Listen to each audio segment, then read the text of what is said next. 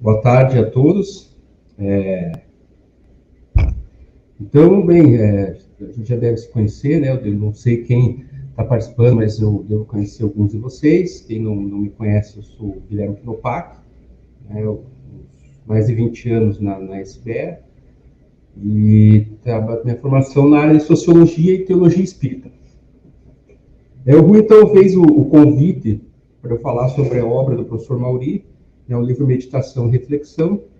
E a minha ideia, né, quando eu fui ontem, né, já havia feito uma leitura e ontem fui dar uma aprofundada em alguns aspectos, alguns tópicos para a gente poder conversar, é fazer uma apresentação geral do livro, né, tentar, pelo menos, a gente conseguir levantar as principais ideias sobre o conceito de meditação e reflexão que o professor Mauri traz na obra, né, desvinculando um pouco do sentido de meditação oriental, que às vezes é mais comum até as pessoas fazerem uma inferência, né, elas fazerem uma referência automática a essa meditação oriental, né, mostrar também os pontos de contato, a ligação que tem, mas qualquer especificidade nesse sentido da palavra meditação, porque ela tem uma matriz forte ocidental. Né? Meditação não é exclusividade o uso dessa palavra, desse termo, desse conceito do Oriente. A gente já usa há muito tempo aqui no Ocidente, né, com as características que eu quero levantar e trabalhar aqui. Então, se nós vemos alguns filósofos de antigamente, eles escreviam, os nomes dos livros eram meditações. Quando Husserl, né, que é um dos pais da fenomenologia, ele vai escrever partindo, né, de uma análise do Descartes, ele escreve meditações cartesianas, né, ou seja, ele está fazendo uma linha de pensamento vinculada ao pensamento de Descartes, ele está meditando em torno do pensamento do Descartes. Quando Bourdieu, né, um sociólogo francês, vai realizar o mesmo processo com Pascal, ele escreve meditações pascalianas. Então, ele está fazendo uma meditação em torno do pensamento de Pascal. Agora, eu não tenho certeza, mas eu acredito que o Santo Agostinho tem um livro chamado Meditações, e outros filósofos também, eles escrevem, em vez de escrever pensamentos, o nome que eles davam era meditações. Não que tenham o mesmo significado, mas tem uma proximidade maior do que a gente, às vezes, costuma associar por conta, né, dessa interpretação, né, de um valor cultural do Oriente, né, que às vezes nós não temos raiz nessa cultura. Então, para nós, ele já chega de maneira transformada, às vezes até caricatural, em alguns sentidos, nem sempre, obviamente, e nós nos apropriamos de maneira também dispersa, sem aproveitarmos. Alguém está ouvindo o som? Opa! Nós nos esquecemos, então, às vezes, a própria raiz, né? Que a palavra meditação já tem uma raiz na nossa cultura e a gente acaba se apropriando de uma interpretação de outra cultura e, por conta disso, eu acredito que surgem algumas confusões. E esse livro do professor Mauri, ele é muito bom, né? Ele, claro, o professor Mauri tem uma produção acadêmica, literária muito forte, também por conta das obras psicografadas, mas ele vem aí já em alguns anos se dedicando ele a escrever, né, por autoria própria, né, não mais por intermédio dos espíritos, alguns livros de poesia, ele tem livros sobre prece, mas esse livro eu acho ele bastante importante por estar num aspecto bem filosófico, ele está numa linguagem um pouco mais aprofundada, então não é de acesso imediato, né? A gente tem que ler devagar, né? Fazer meditação sobre essa obra, mas ele coloca muito bem, né, as funções da meditação e da reflexão, que é o que eu quero trabalhar com vocês, né, durante esse período que vamos estar juntos. Antes de iniciar propriamente falando sobre ela, eu gostaria de tentar levantar um histórico breve do século XX para cá, um pouco algumas transformações sociais que levam a gente a exigir, né, mudanças de comportamento que passam, né, por esses exercícios de meditação e reflexão. O que eu quero ressaltar entre as diversas mudanças, né, que ocorreram nesse último século, século XXI, e agora já não podemos nem dizer que estamos mais no início do século XXI, nós já estamos ali, pelo menos por um quarto de século, então nós já podemos tentar interpretar o que é esse século XXI, mas o que eu gostaria de comentar é o seguinte: durante muito tempo o irmão Grimm indicou algumas obras, né, ele sempre faz indicação de algumas referências bibliográficas. Durante muito tempo ele indicou uma obra de um sociólogo italiano, Domenico De Masi, que era o ócio criativo, em que ele falava justamente que as pessoas cada vez mais, né, por conta até de algumas funções estarem hoje sendo exercidas, né, por máquinas, pelos setores de tecnologia, e com isso, muitas pessoas iam acabar tendo que mudar de área, iam ficar obsoletas, ou outro motivo é que as pessoas hoje estão vivendo mais, então estão se aposentando e tendo um período pós-aposentadoria de vida muito maior do que antigamente. E as pessoas não sabiam lidar com o tempo livre mais. Ou seja, elas foram adaptadas, né, dentro da cultura delas, de certa maneira, condicionadas a exercitar o trabalho, né, claro, pela necessidade também da sobrevivência material, né, de a gente também viver dentro das exigências de status da nossa cultura, ter um certo padrão de vida, nós temos alguns benefícios, algumas facilidades. Então, as pessoas são condicionadas a trabalhar desde cedo, ou a buscar informação, e assim por diante, e de repente, quando aposentadas, elas não sabem o que fazer, porque elas não entendem o que gostam, elas às vezes ficam navegando, né, tentando buscar alguma solução, alguma coisa para aquele ócio, aquele espaço de ociosidade, e também não sabem o que realizar. As pessoas, às vezes, né, existe hoje um certo status também, das pessoas estarem sobrecarregadas, né? Pega muito mal alguém não estar sobrecarregado, alguém que não está ocupado. Então, a gente encontra um conhecido na rua que não veio certo tempo, é como as pessoas falam, como é que estão as coisas? Puxados, corrido. Todo mundo reclama de estar corrido o tempo todo, e estar sempre puxado, não sobra tempo. E, no entanto, quando sobra algum tempo, né, no final de semana, alguma coisa, as pessoas têm dificuldade de vivenciar aquele tempo livre. Tanto é que elas falam em passatempo, né? O passatempo é matar tempo, mata tempo. Eu quero fazer que aquele tempo passe, porque eu não consigo ocupar ele adequadamente. Então é um paradoxo, por mais que as pessoas reclamem de hoje não terem disponibilidade para fazer o que querem, elas não terem um tempo fora daquele dedicado à profissão e às exigências do cotidiano, do dia a dia, né, da nossa rotina doméstica e outras, quando elas têm um tempo livre, elas não sabem o que fazer com ele, né? Então acabam se entediando, elas não conseguem se adequar àquele fluxo.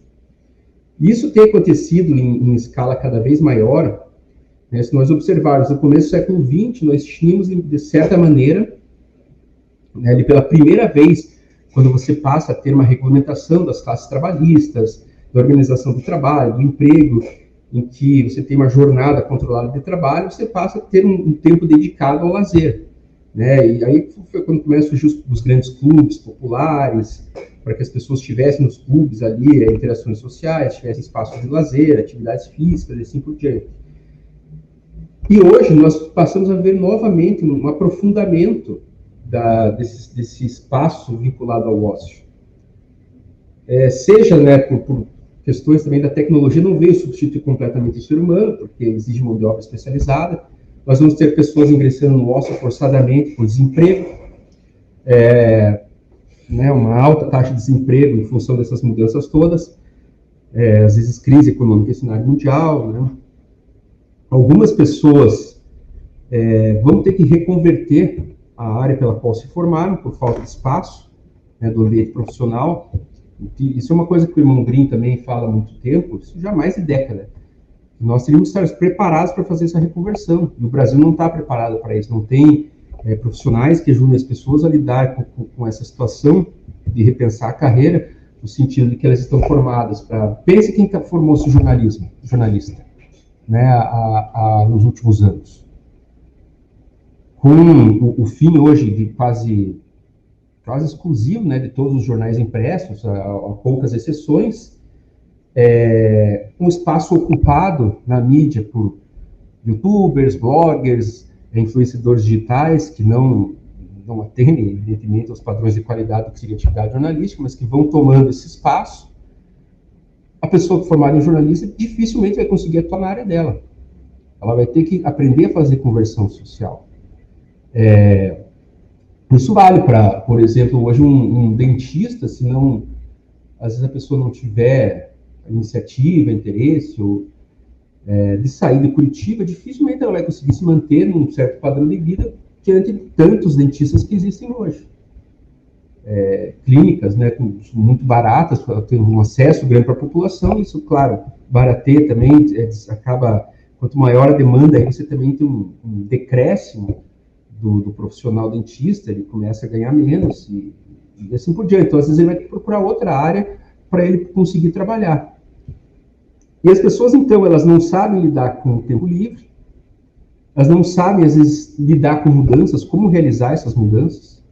Né? Muitas pessoas agora, durante a pandemia, aproveitaram, né, forçadamente, tiveram que ficar consigo mesmas, né, porque nós estamos tão habituados à agitação do cotidiano do dia a dia que quando paramos, e ainda sendo obrigados a ficar em casa, né, sem outras possibilidades. E aí elas tiveram que em algum momento, se viram consigo mesmas.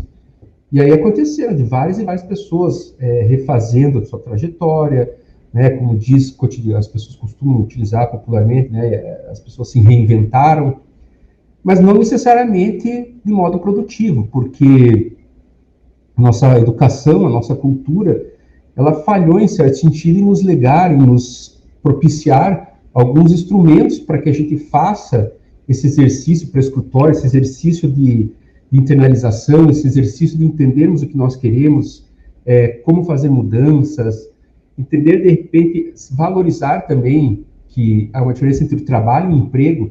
Então, estar empregado é uma coisa, mas trabalhar, nós trabalhamos o tempo todo.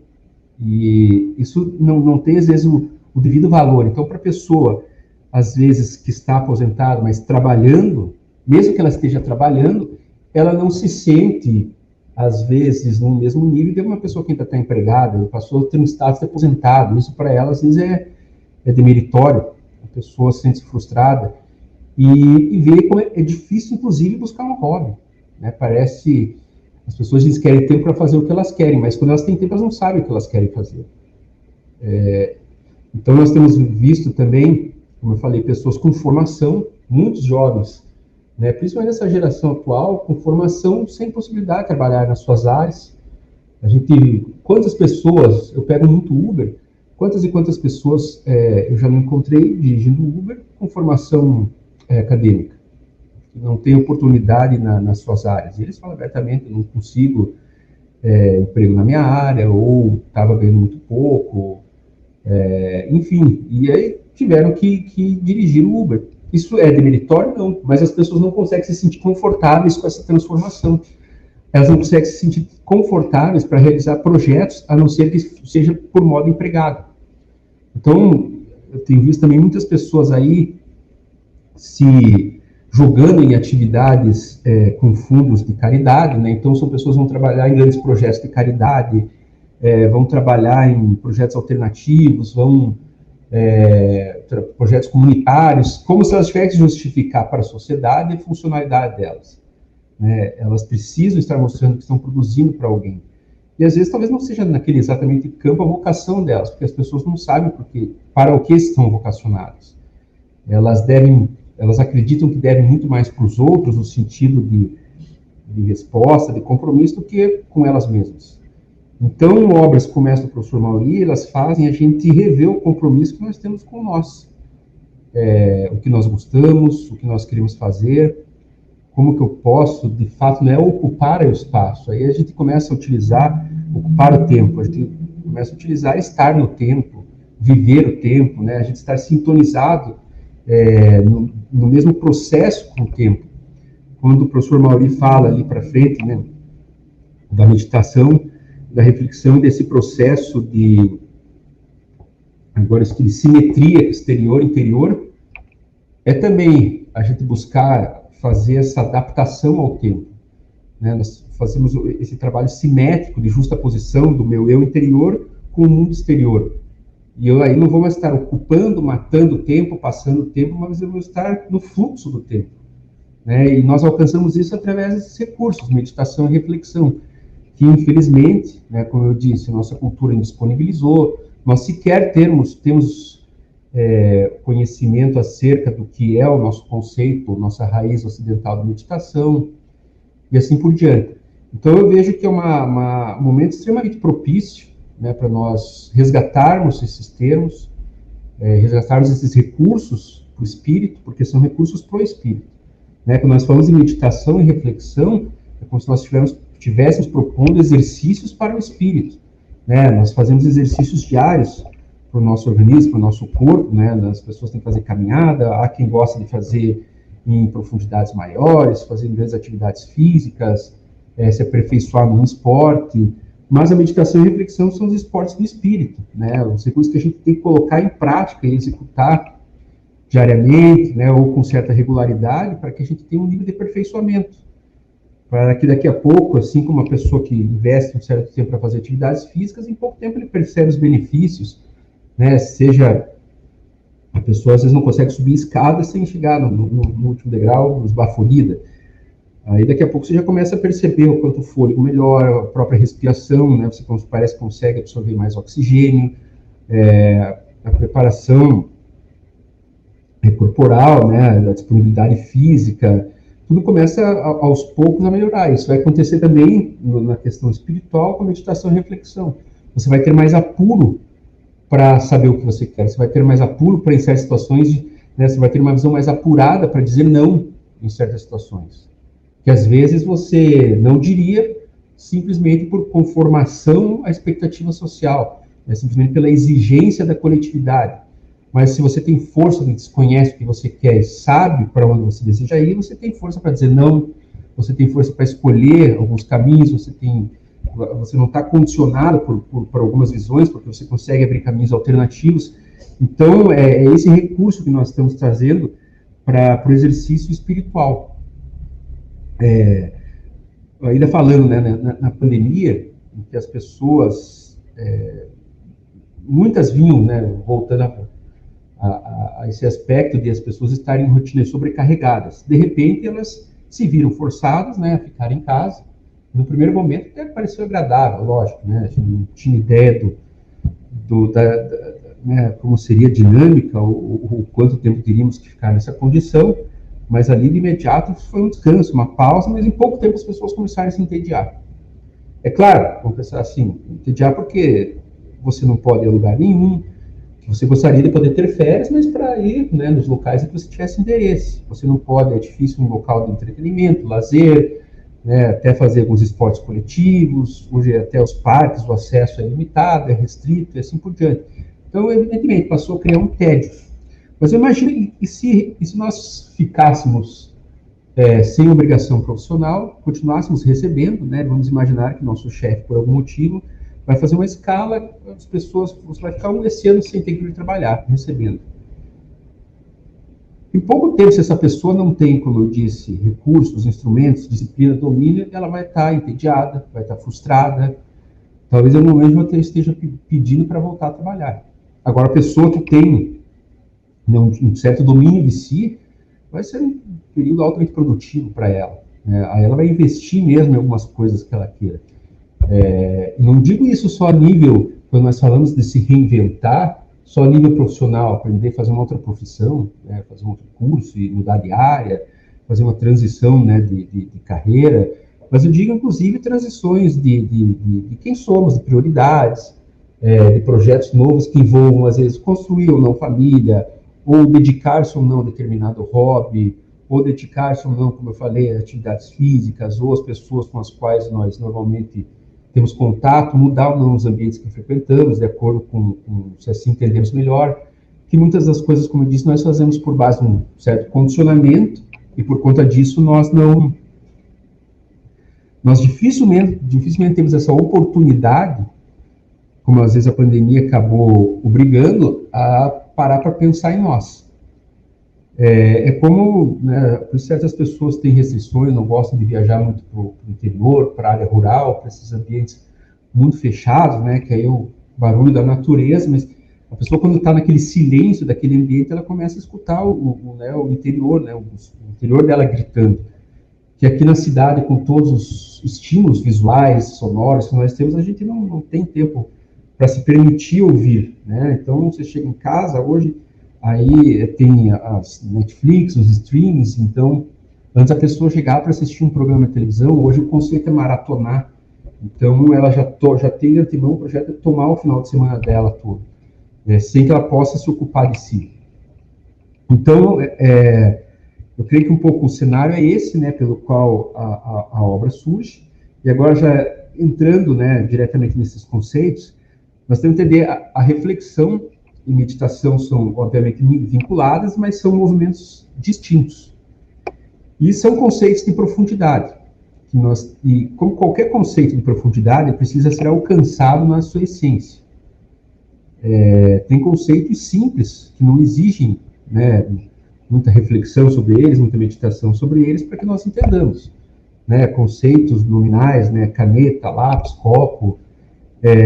Agora, né, conceitos abstratos, que dizem respeito, às vezes, a operações funcionais muito complexas e profundas, eles exigem mais da nossa compreensão. Se nós pensarmos, por exemplo, a palavra liberdade, ela tem uma série de sentidos, né, é entendida de diversas maneiras e com muitas interpretações. E vai interpretar melhor quem chegar mais ao âmago do conceito de liberdade, né, e raspando as arestas, conseguir chegar num núcleo. Às vezes nem que a gente encontre um núcleo vazio, que eu não caso liberdade, mas há conceitos que são mortos, mas para que a gente chegue nesse núcleo esvaziado, você precisa romper aquela aparência. Você pode dizer que está livre em muitas situações, né? Estou livre, até título de brincadeira, mas isso é verdade. Quinta-feira o Rui marcou comigo para a gente fazer o teste, né? Estava o dia todo tentando marcar, à noite eu mandei uma mensagem: Rui, estou livre. Ele falou: sai daí, estou comprometido. Ou seja, ser livre, estar livre, às vezes, é só você não estar relacionado, comprometido com alguém. Então, uma pessoa comprometida, ela não é uma pessoa livre nesse sentido, como solteira, né? Ela não está livre para um relacionamento. Para uma pessoa que recém saiu da prisão, estar livre é não estar presa. Agora, tem pessoas que, por mais que tenham o acesso todo livre, mas não se sentem libertas, né? Porque, quem sabe, o que as torne presas, limitadas, restritas, reféns, é um pensamento dominante, que às vezes é o próprio pensamento da cultura, que as pessoas são escravas da cultura, não conseguem estar livres mesmo com toda a mobilidade e amplidão, né, de movimentos. E eu digo essas questões de aprofundarmos os conceitos, porque quando nós vamos falar de reflexão, o objetivo final da reflexão, que ela quer atingir o espírito. E talvez a maior essencialidade das essencialidades, né? A não ser, claro, Deus, né, que é a essencialidade maior, fundamento do fundamento da existência, né? Então, é a realidade última, digamos assim. Mas, além de Deus, talvez, Deus, né, esse princípio originário, esse princípio inteligente, causa inteligente todas as coisas, a maior essencialidade é o espírito. Né? Se nós formos buscar qualquer coisa que existe ao nosso redor aqui, do mundo cultural, né? Separando a natureza, mas isso foi produzido por uma mente humana. Se nós voltarmos, mas em essência, quem faz isso? É o pensamento, é a capacidade de projetar. Quem pensa é o cérebro, mas é o cérebro só físico, material, fisiológico? Não, substação, né? Como se diz, a mente é uma substação do espírito, o cérebro é uma substação do espírito. Então, em essência, retroagindo, o espírito é a essência de tudo. E até mesmo nós olharmos o mundo natural. Nós sabemos que quem faz a estruturação inteligente da matéria, a agregação das partículas materiais, né, no mundo vegetal, no mundo mineral, no mundo animal, é o espírito. Né, na condição protoespirítica, mas é uma essência última. E como nós acessamos essa essência? Através da reflexão. Então, a reflexão, né, o contexto, o conceito da palavra que diz, né, você proceder um duplo flexionamento. Né, quando a gente flexiona um membro, o braço, né, a gente está esticando, eu flexiono minha perna, eu estico. Então, o que eu estou... É um flexionar para dentro. Eu estou flexionando o pensamento, mas para o meu interior. Esse é o sentido de eu fazer essa reflexão. Né, eu estou adentrando ao meu espaço interior. E também, para algumas pessoas, é muito difícil fazer o que é questionar o meu interior. O que é o meu interior? A gente questiona o meu interior físico, né, onde estão os meus órgãos, né, minhas entranhas. O que é o interior? É uma área abstrata do meu corpo, onde está o espírito? Será que seria ali? Então, até nisso nós somos, às vezes, frágeis e fragilizados pela cultura de interpretar, até de abordar, né? Como é que eu abordo o meu interior? Né? O que é o meu interior? Então, nesse sentido que a reflexão ajuda bastante. Porque o interior ele simplesmente se mostra para nós a partir do que nós nos dirigimos a ele. Então, a partir do exercício da reflexão, para tentar fazer esse retorno, né, tem um conceito de filosofia que diz que a filosofia é o pensamento debruçado sobre si mesmo. Aqui nós poderíamos dizer que a reflexão é o pensamento desdobrado sobre o espírito, né? Não está debruçado sobre o próprio pensamento. Aqui é um pensamento dirigido para o espírito, para quem somos, para a nossa integralidade, nossa essencialidade. Né? Vocês vão ver que em muitos momentos o professor Mauri vai estar abordando a questão da essencialidade do ser, né? Junto desse processo de fazer a reflexão, né? Se reflexionar, e nós buscarmos ali os nossos registros informacionais, né? Os nossos registros reencarnatórios, não no sentido de pensarmos quem nós somos na reencarnação passada. Eventualmente isso pode acontecer, mas não é o mais importante. O mais importante é eu buscar ali o que eu tenho de aprendizado. Às vezes oculto para mim mesmo, não é nem para os demais. Né? Às vezes eu tenho habilidades que eu as domino, mas os demais não sabem porque eu não tenho capacidade de colocar à prova, ou eu fico de alguma maneira também me sinto constrangido para realizar isso, e são pessoas às vezes altamente habilitadas, capacitadas, não aproveitadas porque a cultura acabou também, né, gerando esse constrangimento. Então tem talentos ocultos, e tem talentos que são ocultos até para os portadores deles, né? A pessoa não sabe que sabia aquilo. Tamanho é o grau de desconhecimento dela sobre ela mesma, né? Então esse primeiro exercício, esse primeiro proceder da reflexão diz respeito a isso.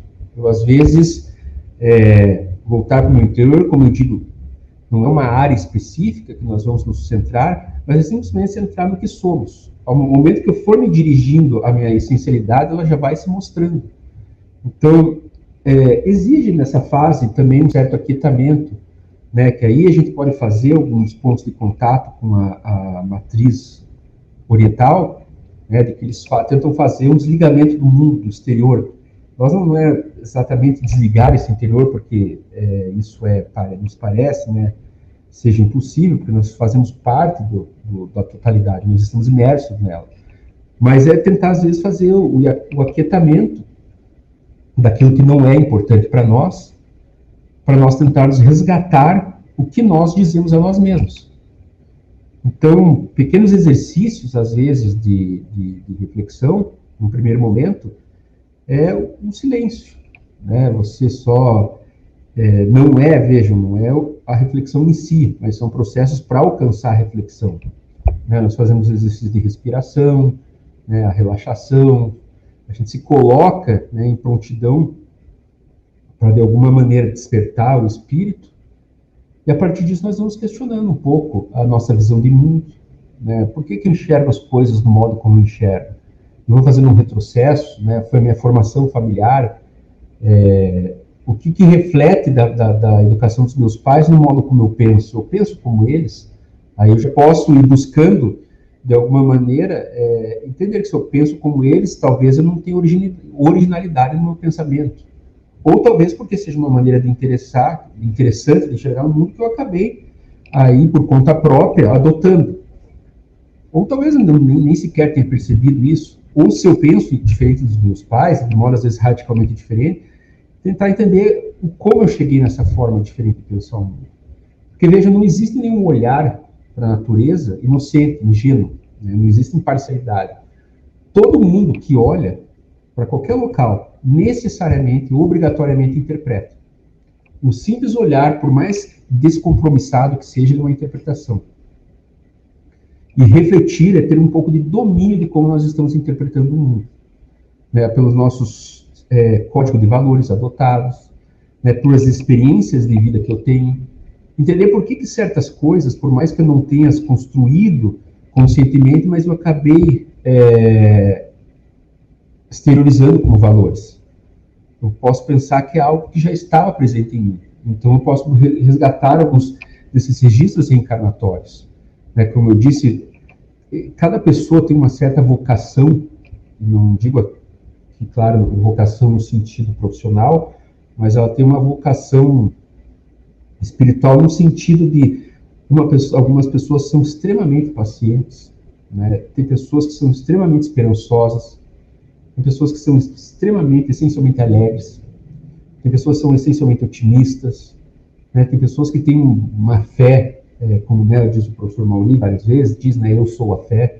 Né? Então você chega a um nível, um patamar em que você não exerce mais aquela virtude, você se torna a virtude, né? Ou você se confunde com ela.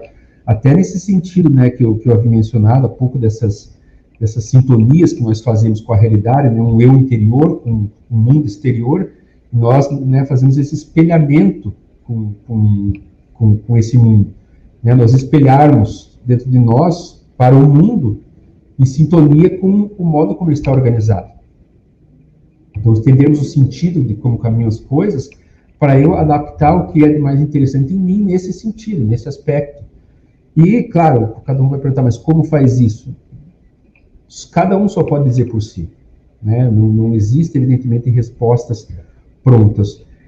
Nem mesmo tem como fazer reflexão.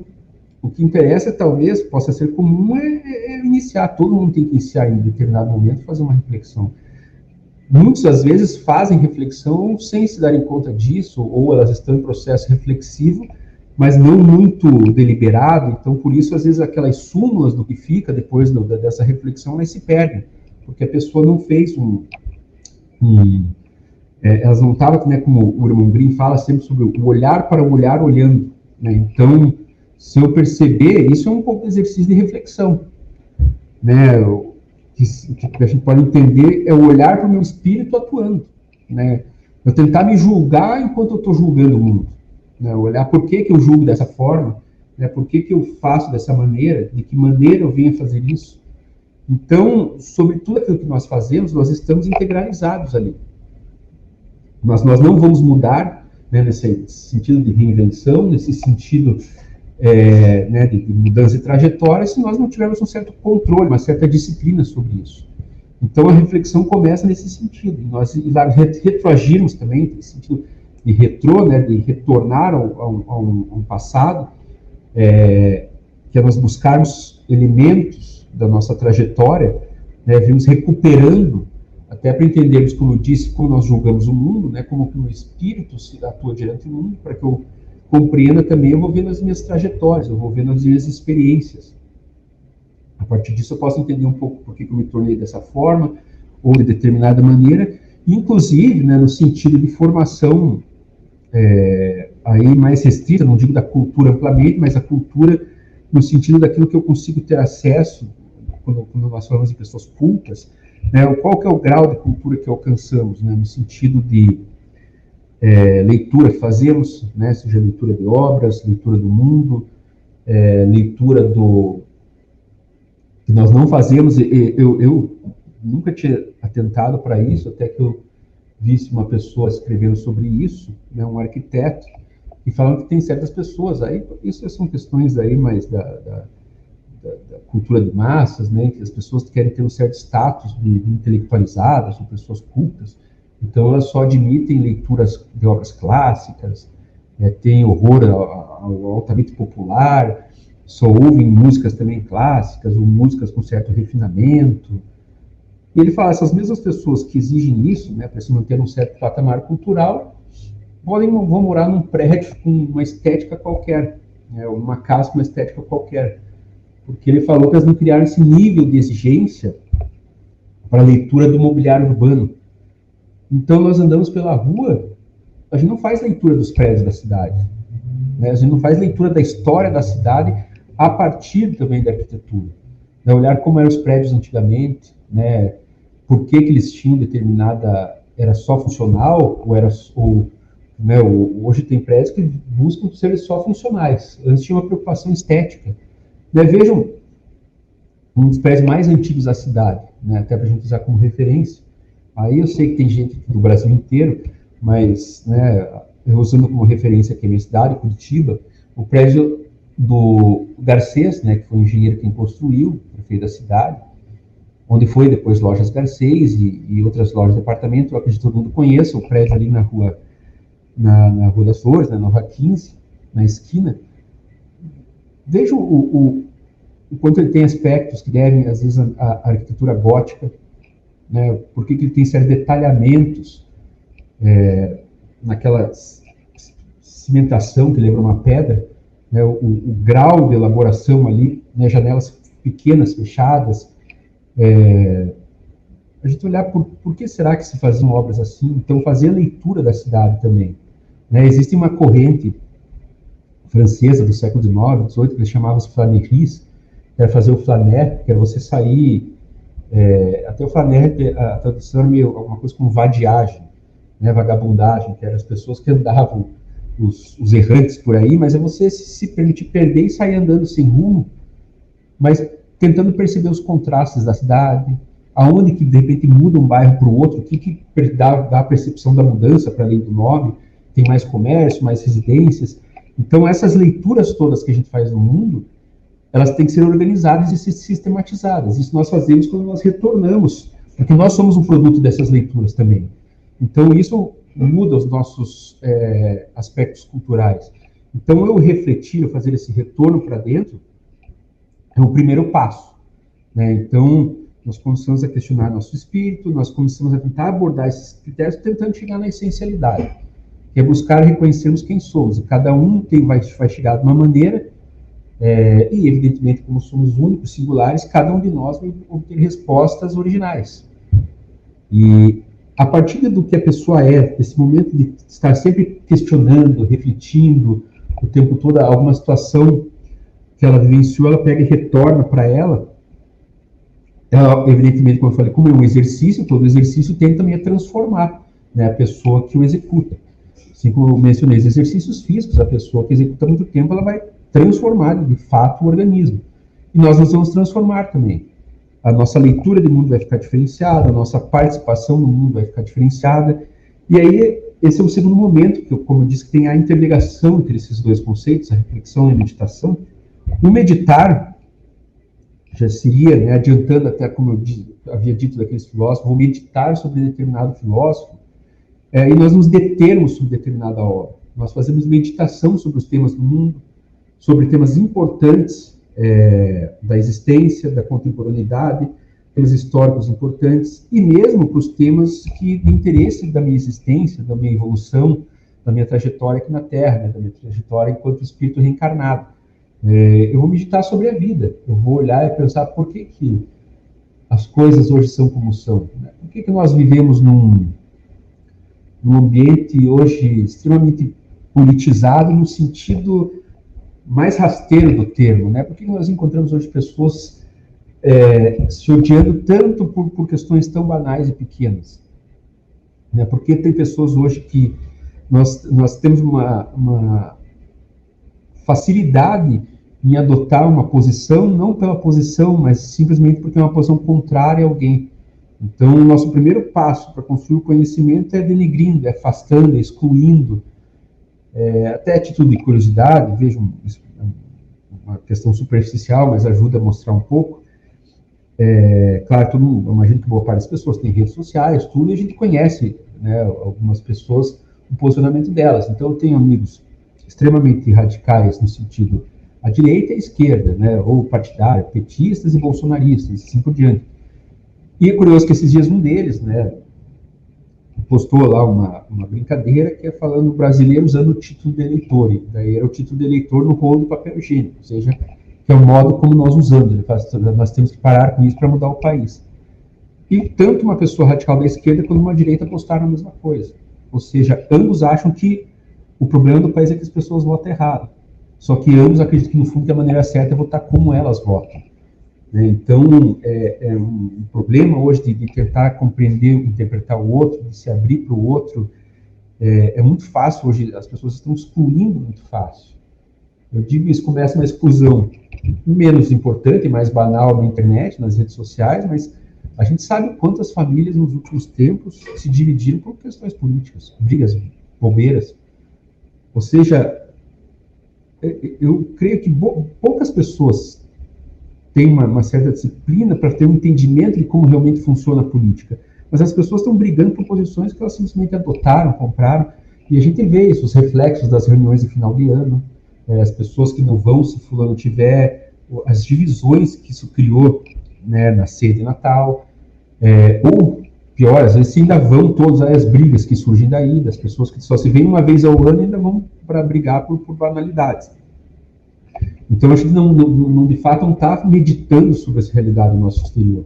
E quando a gente não faz esse processo de defesa, que é um mecanismo também de autodefesa, né, eu conseguir refletir, então enxergar porque como eu estou enxergando as coisas, fazer um retrocesso, voltar ao passado, resgatar elementos da minha existência, da minha vida, descobrir alguns que às vezes estavam lá ocultos para mim mesmo, e aí trazer tudo isso para investir na meditação do mundo, porque a partir do momento que eu vou controlando todas as minhas formas de julgar, as minhas formas de interagir, eu medito de maneira diferenciada. E me dedicar, quem se dedica de fato a meditar sobre temas da atualidade? Né? Por que as coisas são como são? Questões simples. Pode ter essas discussões que meio superadas ou parecem bobas no primeiro momento, mas você veja que a criança, em algum momento da vida, ela questiona por que tem pessoas que são pobres, né, tão pobres, e outras tão ricas. Claro, daí tem as explicações, como eu disse, as explicações prontas. Mas quem que se dedica um pouco a meditar sobre isso? Né? E qual que é a nossa responsabilidade diante disso? Ou, como eu disse, meditar hoje. Por que há tanta agressividade com relação à mulher hoje? A ponto de ter especificado um crime na legislação, né, específico contra a mulher, né, o crime do feminicídio. Né, no sentido que o homem não está aceitando o crescimento da mulher e está gerando uma insegurança para ele. Em que medida nós estamos fazendo isso? Em que medida nós concordamos ou não com isso? Nós não fazemos a meditação sobre essas coisas que estão nos acontecendo. E se eu não faço meditação, eu perco o domínio. Porque aí eu me deixo levar. Eu sou arrastado pelo que acontece. Não tem como me defender. Agora, pelo contrário, se eu faço essa reflexão, depois eu passo a meditar sobre o mundo, fazer esse olhar de abrangência, esse olhar que tem, né, verticalidade, horizontalidade, eu passo a entender a realidade das coisas, a dinâmica das coisas. E aí eu busco, nesse sentido, essa simetria. Eu tento me inserir nesse conjunto, nessa totalidade. Eu tento ter um mecanismo de como está funcionando para ingressar nesse movimento e, de preferência, ali com aquilo que eu posso estar contribuindo. Porque eu já vou saber um pouco mais, porque eu fiz reflexão, aí eu faço meditação, eu consigo fazer esse vínculo, essa ponte. Nós temos um movimento que nós fazemos para trás, de buscar coisas no passado, de recuperar, e eu também faço um movimento de prospecção, de pensar adiante. Estou prospectando, estou criando um cenário futuro de como as coisas serão e onde me encaixarei nele. Todas as pessoas de grandiosidade, elas sempre, eu digo de grandiosidade, que contribuíram muito para a humanidade, elas sempre tiveram um olhar para frente, um olhar adiantado, elas conseguiram intuir coisas que os demais não viam, porque elas tinham um tamanho domínio das coisas, da meditação, de como está caminhando a humanidade, então ficavam meditando sobre esses temas, e eles materializavam o novo. Então eles se anteciparam para construir coisas que ninguém, naquele momento, imaginava. Né? Veja só, os pioneiros do computador, o von Neumann e tantos outros, o quanto eles foram revolucionários nesse sentido, né? De já fazendo prospecções. E não digo, nós não precisamos, claro, a humanidade ela tem os seus gênios, mas nós temos um padrão geral de pessoas, de massa cultural, e que nós não precisamos aspirar a construir grandes coisas, nós precisamos aspirar a nos construirmos enquanto grandes pessoas, né, no sentido melhor que nós pudermos fazer. Então, eu não preciso intuir futuramente a construção de nada novo para a humanidade, mas eu posso tentar construir e resgatar onde eu quero estar daqui a 5 anos. Né? Eu posso fazer essa prospecção futura. Porque, como eu disse, se eu tiver domínio e disciplina, eu posso chegar, não existem, né, projetos determinados e fixos, até porque a realidade é complexa, então em qualquer prospecção você vai ter que admitir a incerteza, mas nós temos, né, uma condição aproximada de atingir os objetivos se nós tivermos esse domínio da vida, conseguir controlar as variáveis do cotidiano. Isso a gente faz através da meditação, porque do contrário, como eu falei, nós vamos ser arrastados. Eu vou pensar vou parar para pensar que 5 anos eu vou estar aonde as condições me levarem. E talvez não seja o melhor para mim, talvez pelo contrário, seja muito mais distante dos locais onde eu gostaria de estar, ou das coisas que eu gostaria de estar fazendo, né? Como tem aquele conceito do Einstein de ignorância, acho que é da ignorância, que ele diz que ignorância é você esperar coisas diferentes fazendo sempre as mesmas coisas, né? Esperar resultados diferentes repetindo sempre as mesmas ações. Então, nós não temos como almejar nada diferente para o meu futuro se eu continuar mantendo os mesmos hábitos, as mesmas rotinas. E isso não, e essa mudança, como eu disse, não se faz de uma hora para outra. Ela exige muito desses recursos, né, que são trazidos aqui na obra, né, de buscar a essencialidade, né, quando eu falo do interior, essencialidade, cada um de nós vai descobrir, né, para si o que é a sua essencialidade, vai interpretar de uma maneira, vai resgatar de uma maneira, né, e quanto mais a gente ficar escavando, mais em maior nível de profundidade, né, no primeiro momento, a resposta, né, para quem sou eu é só o que eu desempenho aqui. Eu sou o Guilherme, eu tenho tantos anos, eu trabalho com isso vai chegar nesse limite, mas vai chegar em alguns momentos, nós vamos procurar a entender o que eu sou, o que eu tenho de virtude, quais são as minhas virtudes, como que eu reajo diante as negativas do mundo, né, como que eu reajo diante a frustração, eu tenho capacidade para lidar com elas ou não. Então, nós vamos fazer essa reflexão, como enxergamos, vamos ajustando esse nosso interior, aí pela meditação, fazendo esse processo sincrônico, né? Nós vamos fazendo esse ajustamento. Eu creio que, de maneira geral, é claro que uma análise bem introdutória, seriam os conceitos, esses recursos da meditação e reflexão. Seriam mais ou menos nesse propósito. A reflexão eu faço um mergulho interior, né, para posteriormente eu fazer uma leitura do exterior, tentando sempre fazer esse ajuste, essa justa posição. Então, eu creio que, né, o objetivo dessa conversa no primeiro momento era essa. Aí, se alguém tiver, né, questões mais pontuais, quiser trazer algumas colocações, alguns posicionamentos, ou mesmo algumas perguntas que eventualmente eu possa responder, eu estou aberto para o diálogo. Oi, Guilherme. Oi. Só tem um comentário aqui do Jair Cardoso. O meu proceder diário, o meu agir, não é a manifestação do meu interior. Quando me vejo, já estou me autoavaliando, creio. Pode repetir só ali o começo? O meu proceder diário, o meu agir, não é a manifestação do meu interior? Quando me vejo, já estou me autoavaliando, creio. Então, pelo que até a gente entende, a simples manifestação cotidiana, né, minha participação no dia a dia, pode não ser manifestação do meu interior, pode, como eu disse, ser as minhas manifestações condicionadas. Pode ser uma manifestação não do Guilherme, mas do Guilherme sob o prisma da sociedade. Pode ser o Guilherme enquanto filho de fulano e fulano, pode ser Guilherme enquanto profissional tal. Nós vamos ter um domínio maior do exercício da nossa essencialidade pelo exercício de reflexão e meditação. Aí sim, eu vou estar expresso em tudo que eu fizer. Aí tudo que eu fizer vai ter a marca do meu eu, né? Nós vamos conseguir imprimir em cada coisa que fizermos aquilo que somos, porque nós exercitamos isso, nós treinamos isso, né? Em tudo que eu fizer no meu agir cotidiano, eu vou estar ali firme dentro das minhas convicções, porque há quem às vezes nem saiba quais são suas convicções, e como eu disse, às vezes suas convicções foram condicionadas, foram determinadas, foram disciplinadas, nada que não seja possível de reversão, né? Pelo contrário, tanto é possível que nós recuperamos esses recursos para que eu simplesmente, às vezes, pense no dia a dia, recuperar, né, um exercício que os filósofos sempre propunham, vários pensadores, ao deitar-se, tente sempre recuperar o que você fez durante o dia.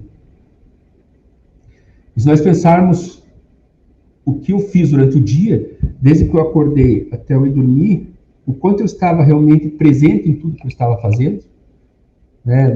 Não quer dizer que nós temos que fazer só o que a gente gosta, não é isso. A gente sabe que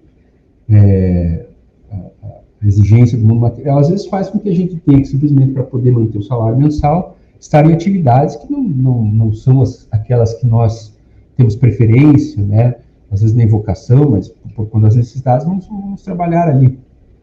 Mas, assim, enquanto eu estive presente ali, não só no sentido de estar completamente ligado ao que eu estou fazendo, mas quanto eu estou transparecendo de quem eu sou. Tem pessoas que a gente, até a cultura diz, né, essa pessoa muito espontânea. Então, às vezes, são pessoas que têm um domínio maior da singularidade delas, porque elas estão sempre colocando que elas são, né, sem freios, sem travas, sem constrangimentos, né, até mesmo na hora mesmo o omitir em alguma situação também é exercício da singularidade do eu, né, saber em alguns momentos também ficar quieto, até para deixar os demais brilharem também, se posicionarem. Isso também é um exercício do domínio da singularidade. Então, eu creio que qualquer manifestação não é necessariamente um exercício da nossa essência. Isso pode ser um pré-condicionamento de várias situações, né? Não digo, quando eu falo sociedade no sentido abrangente, mas pode ser uma pré-formatação familiar, né? Quantas pessoas nós não vemos, por isso que o irmão Leocádio sempre falou muito sobre as questões do relacionamento, né, e as pessoas cuidarem com quem se relacionariam, que é uma decisão muito importante. Ele fala da importância de você estar com alguém, mas e quantas pessoas não se anulam numa relação? Né, às vezes até pela própria insegurança, com medo de perder outra pessoa, aí isso já evidentemente não é sadio, e se anulam no sentido daqui a pouco elas estão cedendo a todos os interesses da outra pessoa e elas estão, às vezes, executando, fazendo coisas, criando gostos, opiniões que não são os dela. Né? Isso para ficar em alguns exemplos mais simples. Então, nós só vamos... E às vezes a gente não consegue nem reagir. A gente tem frustrações, tem, às vezes, vazios, e a gente não sabe por quê, porque nós estamos tão alienados de nós mesmos, tão distantes de nós mesmos, que nós sequer conseguimos reconhecer isso.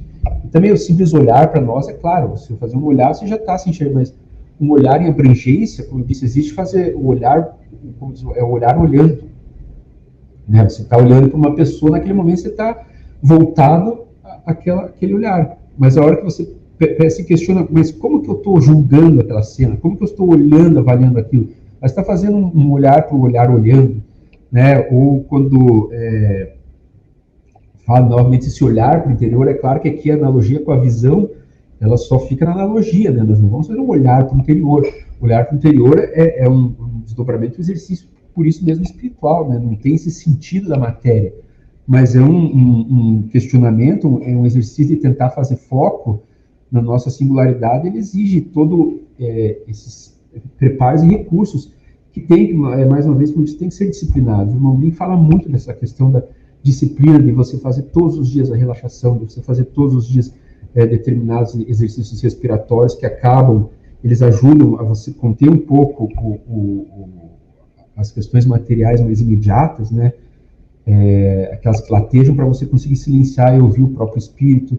Então, isso tudo só é alcançado pela prática desses exercícios espirituais, dessas estratégias, como a reflexão e meditação, ou se nós começarmos a dedicar pouco a pouco a fazê-las. Né? Mesmo relembrando o que nós fizemos durante o dia, voltando, porque nós fizemos assim, nós podemos ter feito melhor, ou eu fiz do jeito que eu queria, ou eu fiz para atender alguém, ou eu nem sei porque eu fiz. Então, eu creio que é um pouco por aí. A Ana Borges, ela faz aqui uma indagação, uma segunda afirmação. Vou juntar as duas perguntas, porque elas estão relacionadas. O que se entende por eu superior e como alcançá-lo? É através da meditação e reflexão também? E ela complementa, você poderia falar um pouco sobre o eu inferior e o eu superior e como alcançar e expressar mais o eu superior seria através da meditação e reflexão também? Veja, tem um conceito de vontade do Piaget, que ele diz que nós temos as tendências inferiores e tendências superiores. Ele diz que as tendências inferiores elas têm um apelo maior, mas elas têm também, por conta de ter um apelo maior, uma satisfação menor das necessidades corretas, né? Ele diz quais são as duas tendências inferiores: os apelos sociais, né, e os apelos biológicos, fisiológicos, os instintos, né, aquilo que nós agimos por instintos. É claro, nós não podemos aqui também categorizar como inferiores no sentido de desnecessários, né? O instinto é vital para a sobrevivência, né? A gente não pode só pensar no instinto de defender-se, mas nós respiramos por instinto, né? Não é um aprendizado. Ninguém nos ensinou a respirar, é instintivo. Se não fosse assim, nós teríamos morrido. Nós temos fome porque instintivamente, porque senão a gente não se daria. Por quem que se daria o trabalho, né? Eu penso isso nos primeiros seres humanos, em tentar produzir alimentos num ambiente altamente hostil. Se não tivesse fome, talvez nem fosse perceber que ele precisava daquilo. Então, o instinto ele é altamente necessário, né? Todos os apelos biológicos que nós temos, assim como as orientações sociais, são fundamentais, né, para a gente interagir na cultura, a língua, a gente aprende na cultura, os modos de se portar, os valores, as interações, a maneira de nós agirmos, estarmos aptos a conseguir até nos expressar no dia a dia, no cotidiano, faz parte da formação cultural. Agora, o que o Piaget fala, quando ele diz das tendências inferiores para as superiores, ele fala que a tendência superior é tudo aquilo que eu alcanço pelo conhecimento. Então, não é algo que foi me legado pela cultura e não foi algo que foi me legado biologicamente. E, às vezes, ele tem até uma dificuldade de dominar antes, porque eles são muito fortes, esses apelos inferiores, como ele diz. Então, o instinto é muito forte, né? Falamos mais uma vez, o desejo ou a realização sexual, fundamental para a sobrevivência da espécie, né? Pulsão sexual, tanto que a espécie não teria sobrevivido sem isso, porque quem se daria o trabalho de tentar manter uma relação sexual com outra pessoa, né, cujo resultado também não proporcionasse o prazer, né, biológico. Então, aquela satisfação. A pessoa não se daria o trabalho daquilo. E aí, muito provavelmente, não fosse instinto, esse forte apelo, nós não teríamos sobrevivido, nós teríamos procriado a espécie. Mas digo isso por quê? Porque a pulsão sexual pode tomar conta da existência da pessoa. Ela não consegue dominar mais, domesticar, ela faz tudo voltado para a sexualização, né? Todas as vivências dela, todos os relacionamentos, ou a organização da vida dela é para que ela possa ter uma boa condição de vida, seja no que ela faça, para poder ter acesso a um número maior de pessoas, que possa seduzir, assim por diante, porque tudo voltou-se por uma única linha de raciocínio e apelo biológico. Os apelos culturais, esses muito fáceis de entender, o quanto as pessoas se mantêm, às vezes, nessa... É como se fosse aquela... na gaiolinha dos ratos, né, que tem aquela rodinha, a pessoa fica correndo, hoje numa esteira, corre, não sai do lugar.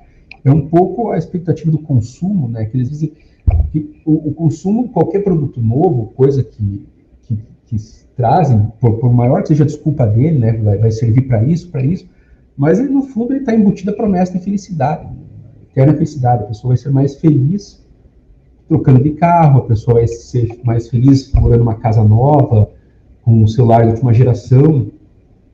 E, de momento, quando a pessoa compra uma coisa nova, ela tem essa sensação de euforia, que dura certo tempo, né? Até o carro perder o cheiro de banco novo, né? Até o celular se desnece já no começo, parece que até a estética dele nunca vai te cansar, daqui a pouco ela já não te agrada tanto. E aí essa euforia começa a passar, né, diminuir, e você começa a entrar num certo vazio, né, em algum momento, porque você começa a perceber que não é aquilo que te completa, mas antes que isso aconteça, é lançado um produto novo. Então, eles dizem, nós nos mantemos consumindo, não para chegar a lugar nenhum, ele não tem uma função finalística, né, de fazer feliz, mas não, é o consumo pelo consumo. Eles dizem que é manter a gente girando, correndo. Então, essas tendências sociais são fortes, né, de aceitação social, desde a marca, da roupa que usamos, o tipo de marca, e mesmo hoje, né, nós encontramos uma geração muito crítica a isso, mas até mesmo o visual alternativo que se constrói também é uma forma de imposição de status. As pessoas não necessariamente gostam daquilo, mas ela vai adotando porque ela tem que se apresentar dessa maneira, né? Alguém politicamente correta, alguém vestido de acordo com produção natural e coisas assim. Então, o que é o conhecimento, o que a gente alcança pelo conhecimento são as tendências superiores. E aí o Piaget diz que nós temos, às vezes, esses apelos das tendências inferiores, mas quando eu consigo dominá-las pelo conhecimento, para aquilo que eu já alcancei pelo conhecimento, não é um processo fácil. Não é fácil fazer o que a gente julga certo. Às vezes é mais dispendioso. Né? É muito mais fácil você se satisfazer em algum momento, ceder um apelo biológico, né? Comer mais quando não deveria. Você sabe que vai passar mal noite, vai não sei o quê, e você alcançou pelo conhecimento aquilo. O esforço que você faz para renunciar a essa carga, né, de energia que exige nessas tendências inferiores é o que ele chama de vontade. É a transição das tendências inferiores para as tendências superiores. É um pouco a transição desse eu inferior para o eu superior. Né? O eu é uma coisa una, né? Não há divisões, como a gente, por exemplo, tenta se supor, né? Freud tentou dividir a consciência, né, em instâncias separadas. O eu tem uma integralidade, mas, né, entendemos de modo didático, quando nós atendemos somente a expectativa material, a expectativa externa, nós estamos agindo por um eu inferior, né, que não está consubstanciado ali pelo nosso ser, pela nossa singularidade. Fazer o que nós realmente queremos, gostamos, as nossas convicções, às vezes é muito mais difícil, exige muito mais energia, exige esse trabalho de vontade do Piaget, porque às vezes ele contra as convenções sociais não é fácil. Abdicar, por exemplo, veja, você está num grande emprego, tem uma boa proposta lá e você está constituindo família. É difícil, às vezes, você ter que renunciar a um cargo maior, a um salário maior, mas em prol de você poder ver a sua família crescer. Foi uma opção que você fez, ter família. Então, você tem um compromisso com aquelas pessoas que dependem de você.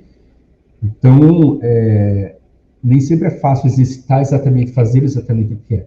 Mas, para a gente também ter uma forma mais fácil de responder, assim, como alcançar esse eu superior, né, no sentido de fazer o domínio das nossas escolhas, passa necessariamente pela meditação e pela reflexão. Não sei se tem mais alguma pergunta. Sim, tem uma pergunta da Helenice Jambur. Pedir um feedback das pessoas próximas sobre nossa vocação também pode contribuir para identificarmos o que estamos vocacionados? Para o que estamos vocacionados? Eu acredito que sim. São coisas que a gente às vezes tem que buscar. Por isso também, né, novamente referido, o irmão Grimm não traz coisas à toa, né? Ele sempre insiste que nós leiamos biografias de grandes personagens, no sentido de pessoas que alcançaram, né, colaboraram para a humanidade, agregaram. E a gente vê muito comuns essas pessoas.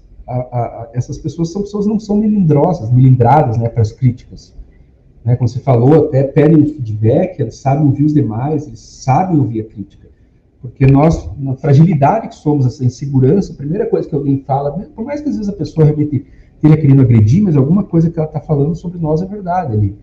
E a primeira reação que a gente tem é ou se diminuir a estima, ou pegar ódio pela pessoa e nunca avaliar realmente o que foi dito. Então, ter esse retorno, porque é muito curioso, eu estou aqui falando com vocês e estou evidentemente me vendo aqui. E nessas oportunidades agora, né, um tempo atrás estava dando aula por vídeo, a gente faz palestras, encontros, reuniões por vídeo. Acho que eu nunca me vi tanto como eu estou me vendo agora, a minha imagem. Então, às vezes eu olho e falo, nossa, como eu estou meio gordo, né? Eu estou mais feio, eu estou assim, assado, porque a gente não tem o tempo todo, né, a nossa consciência, a minha imagem. E é curioso que os outros me enxergam mais do que eu. Né? Quem convive comigo vê mais a minha imagem do que eu. Então eles têm que, talvez, às vezes, eles têm um domínio maior de como eu sou do que eu. Então, por isso é interessante perguntar, ter o feedback das pessoas sobre certas coisas que nós realmente estamos num espaço cego. São coisas sobre mim que eu não consigo me enxergar. ou até mesmo por uma certa proteção, é aquela questão que tem um certo sentido, quando diz que se você odeia muito um defeito numa pessoa, é provavelmente porque você tem esse defeito. Funciona como um mecanismo de proteção, porque se eu investisse na minha própria energia psíquica para me odiar, eu ia entrar numa situação de incapacidade. Então é mais fácil refletir, espelhar no outro e odiar no outro. Então, e eu não percebo isso às vezes, é um ponto cego. Então, ouvir dos outros como nós somos ajuda muito também para eu fazer minha reflexão. Porque aí, quando eu volto a fazer todos os meus registros, acolher os registros que eu tenho, também a impressão que os outros têm sobre nós, eu vou trazer elas para debater com esses registros, até para reformular o que eu sou, me entender. Claro que tem um limite do quanto o outro realmente me compreende, mas, como eu disse, o que ele compreende sobre mim, o olhar que ele tem sobre mim, que eu não tenho, é fundamental para eu me compreender também na totalidade. Então, eu trazer isso para dialogar comigo, eu trazer isso para fazer reflexão, é altamente positivo, né? É desafiador, tem que ter coragem, né, também de você perguntar e você tem a coragem de ouvir. E usar isso de maneira positiva. Bom, nós não temos mais perguntas aqui, tem só agradecimento e elogios à palestra. Então, se não temos mais perguntas, se você quiser fazer as considerações finais, nós depois podemos encerrar, agradecendo aí a participação de todos e agradecendo principalmente a você pela sua disponibilidade. Obrigado. Agradecer o Rui pelo convite. Eu gosto bastante de participar aqui do CAD, né? Sempre também a gente aprende muito, né, com preparar a fala, até ela nunca acontece, e ainda bem, né, exatamente conforme o roteiro, tem que ter um certo roteiro, mas o interessante é que, né, quando a gente está desafiado a propor alguma coisa, fazer uma fala, tentar, né, trabalhar um conteúdo, ou contribuir com alguma coisa, nesse processo, às vezes, de exigência, surgem coisas que a gente não tinha dentro de uma pessoa, então, com certeza, a gente está aprendendo junto. Então, agradecer, e eu não sei como é que vocês estão fazendo essa atividade, mas eu sugiro que façam um esforço para reler o livro Meditação e Reflexão, eventualmente façam entre vocês grupos de WhatsApp, discussão, e mais do que isso, mais importante é colocar em prática isso, né? Como eu disse, pode começar de maneiras bobas, fúteis, né, com perguntas, às vezes, que a gente não... Como eu disse, a gente fica tão distante que até para a gente abordar o nosso eu, nós temos dificuldade, a gente não sabe por onde começar. Mas coloque em prática, né, que eu tenho certeza que a gente só tem a aperfeiçoar. E esse livro realmente está muito bom, muito bom. Então, é isso, deixar como mensagem final que faça um esforço para ler com calma, estudar, né, meditar sobre o livro depois, né, e colocar em prática. Então, eu agradeço, né, um bom resto de sábado, final de semana para todo mundo, e até uma próxima participação.